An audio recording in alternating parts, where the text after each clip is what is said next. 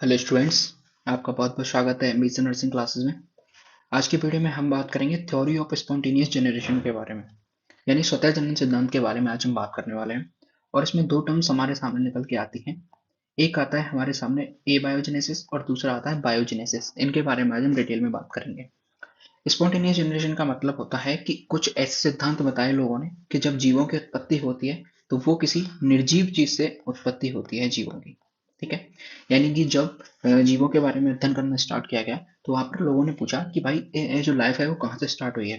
तो लोगों ने बताया कि निर्जीव वस्तुओं से ही सजीव वस्तुओं का निर्माण हुआ है, यानी सजीव वस्तुओं की उत्पत्ति हुई है।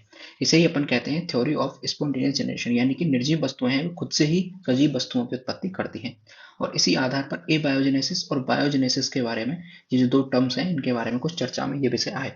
आज हम इसके बारे में बात करने वाले हैं। सबसे पहले जो भ्रांति आई वो सबसे पहले ये आई कि जो डस्ट पार्टिकल्स होते हैं यानी मिट्टी के जो कण होते हैं उनसे एक मधुमक्खी या फिर किसी फ्लाई का निर्माण होता है। तो एक तरीके से जो डस्ट पार्टिकल होता है वो क्या होता है, निर्जीव वस्तु होती है। ठीक है, यानी नॉन लिविंग थिंग्स होती है। और इससे एक फोविया द फ्लिया यानी कि एक फ्लाई, किसी भी प्रकार की फ्लाई का निर्माण हो जाता है, जबकि फ्लाई कैसी है, एक लिविंग ऑर्गेनिज्म है। तो नॉन लिविंग से लिविंग का फॉर्मेशन होता है, इसको ही अपन क्या कहते हैं, स्पॉन्टेनियस जनरेशन कहते हैं या फिर एबायोजेनेसिस कहते हैं। चलिए अब देखें, जब भी हम बात करते हैं माइक्रोबायोलॉजी की तो वहां पर एंटोनी वॉन ल्यूवेनहॉक का नाम बड़े चर्चा में रहता है या फिर स्वर्णिम अक्षरों से लिखा जाता है। क्यों लिखा जाता है? क्योंकि सबसे पहले एंटोनी वॉन ल्यूवेनहॉक ने सूक्ष्मदर्शी की खोज की, यानी अब इन्होंने खुद ने सूक्ष्मदर्शी का निर्माण किया। इसीलिए हम इन्हें फादर ऑफ माइक्रोबायोलॉजी कहते हैं।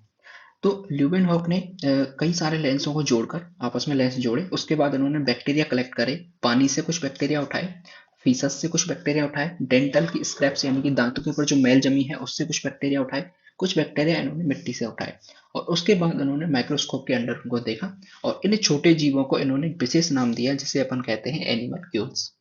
जो बड़े जीव होते हैं उन्हें अपन एनिमल्स कहते हैं, लेकिन ये सूक्ष्म जीव थे इसलिए इन्होंने एक अलग नाम दे दिया एनिमल्क्यूल्स। ठीक है।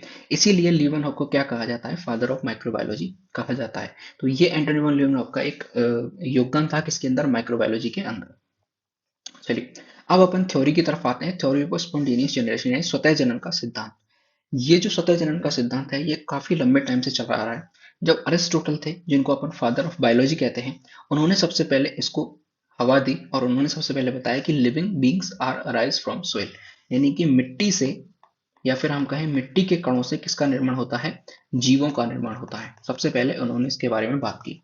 उसके बाद जो पवित्र ग्रंथ है क्रिश्चियंस का बाइबल, उसमें भी लिखा हुआ है हनी बीज अराइज फ्रॉम हनी, यानी कि जो शहद होता है उस शहद से ही किसका निर्माण होता है, मधुमक्खी का निर्माण होता है।